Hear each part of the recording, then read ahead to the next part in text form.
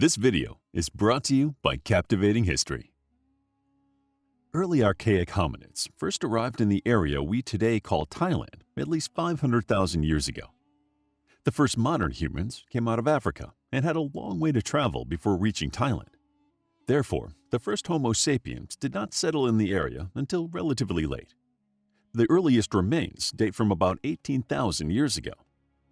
The hunter-gatherers in the area added rice to their diets, growing it to supplement their diets.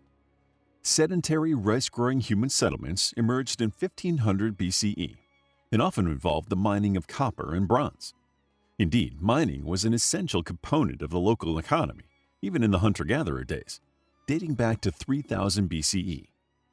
The first known kingdom in the region was Funan. It was not based primarily in Thailand, but instead spread into the area from the Mekong Delta. We do not know precisely when the kingdom was established, but the records addressing them are Chinese examples from the 1st century AD. Still, the archaeological evidence points to extensive settlement in the area dating back to the 4th century BCE. This early kingdom, and many that came after it, was highly influenced by Indian culture. Therefore, both Hinduism and Buddhism took hold. The kingdoms of Mon and Khmer incorporated parts of Thailand in them, while their power base was in the Mekong Delta in Indochina. Therefore, the first indigenous Thai culture we are aware of emanated from the Mandavaravati people. Utterly dominant in central Thailand from 600 to 900 AD, they wrote in a Sanskrit dialect very similar to that commonly spoken in southern India. However, cultural influence came from the south and the north. The form of Theravada Buddhism the Mandavaravati adopted was almost certainly a product of Sri Lanka. However, in the 10th century, the area lost its independence to militarily stronger cultures from Indochina. During this period, the Thai people began migrating southwards from their ancestral homes in southern China, eventually becoming the namesakes of the territory. At first, they were powerless migrants in kingdoms ruled by others. In particular, the Thai settled in areas controlled by the Khmer. One of the great kings of the Khmer, Suryavarman I, brought most of the country under his authority. The written sources point to his heavy reliance on Thai troops for that achievement. However, as the existing powers faded in influence, the Thai formed their own kingdom for the first time. First, a group of city-states emerged from the power vacuum. However, soon one rose over the rest. The Sukhothai kingdom was formed in 1238 by Sri Indraditya. Modern Thais consider this time to be a golden era because it saw an early peak in the people's political power and culture in the area. The Thai citizens in this kingdom changed their affiliation from Thai, spelled T-A-I, to Thai, spelled T-H-A-I. The new name translated to the word free, signifying their independence from foreign rule.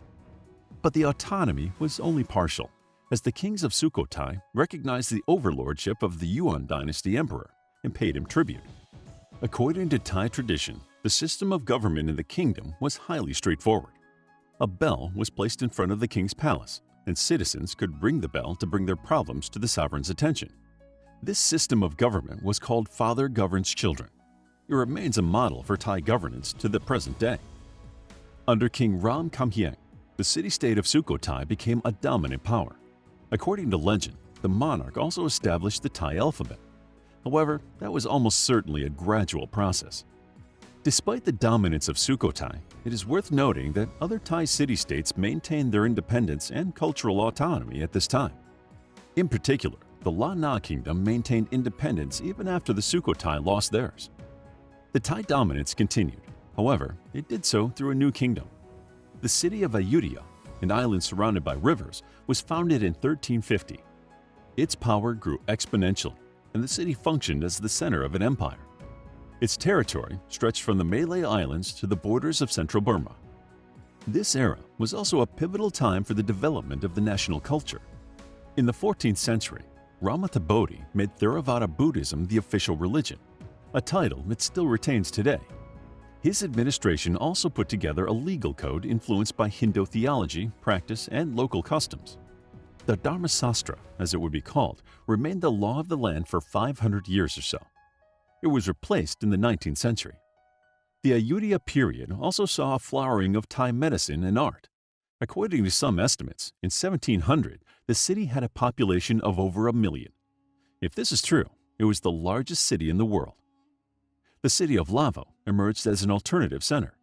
While Ayutthaya was associated with Buddhism, Lavo was a notable Hindu cultural center from the 14th century.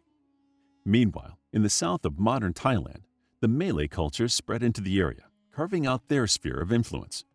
However, they do not seem to have been remarkably cohesive politically. According to Chinese sources, the Malay-dominated areas were weak culturally and politically. During this period of Thai supremacy, European colonial influence first spread into Thailand. The Europeans called the area Siam, a name that stuck in the West for centuries. In 1511, the Portuguese arrived in the city and established diplomatic relations with the kingdom. While many other areas of the world suffered from the trade routes created by the colonial powers, Ayutthaya seemed to have benefited from it tremendously. 400 years of Ayutthaya were rudely interrupted by Burmese occupation. In 1547, the Burmese-Siamese War broke out. However, although the Ayutthaya fought off the invasions for decades, they eventually succumbed. In the 18th century, the Bamar people of Burma took over the city. Having conquered La Na earlier, they were now masters of the entire region. While the Burmese had once paid tribute to the Thai, they had gradually gained a great deal of power, and the city-states of the area succumbed to them one after the other. A successful rebellion was led by Taskin, a local noble with Chinese roots. He unified most of Siam under his rule. In the process, Taskin also forged close economic and social ties with his homeland. Thus, a significant amount of Chinese immigrants crossed over and would remain a fixture of Thailand. Unfortunately, Taskin lost his sanity. His erratic behavior cost him his crown and his head. The monarch was executed in 1782. The Shakri dynasty took over Siam and established Ratanakosin, known today as Bangkok, as the capital city. The dynasty fought off the Burmese and increased their holdings in the north. The Siamese state maintained a traditional structure until the reign of King Mongkut. Facing new threats from regional rivals and technological superior colonial interlopers, he began a process of accelerated modernization. The Siamese had some success in pursuing independence from the colonial powers by setting them against each other. In 1904, the French and English divided the country into spheres of influence. When the French sent in troops, Siam became a colony in all but name. Nonetheless, Siam remained nominally independent and entered the League of Nations as a legally equal member. In 1932, a group of reformers overthrew the Siamese monarchy and founded a constitutional democracy in Bangkok. The nationalist government that emerged a few years later changed the name of the country to Thailand. The same government also allied with Japan and fought the Allies in World War II before a pro-Allied government took over in 1944. However, the civilian government did not last long, and a nationalist military government re-emerged in 1947. The new government was pro-American and firmly anti-communist. In 1973, an uprising against the nationalist government began a transition to democracy. However, the country has remained unstable. The military continues to have an oversized influence in politics. Meanwhile, the democratic process is contentious and sometimes violent. Modern Thailand is a country of paradoxes.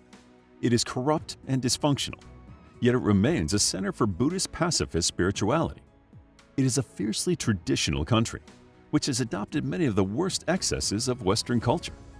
It welcomes Western tourism and yet is somehow insulated and timeless.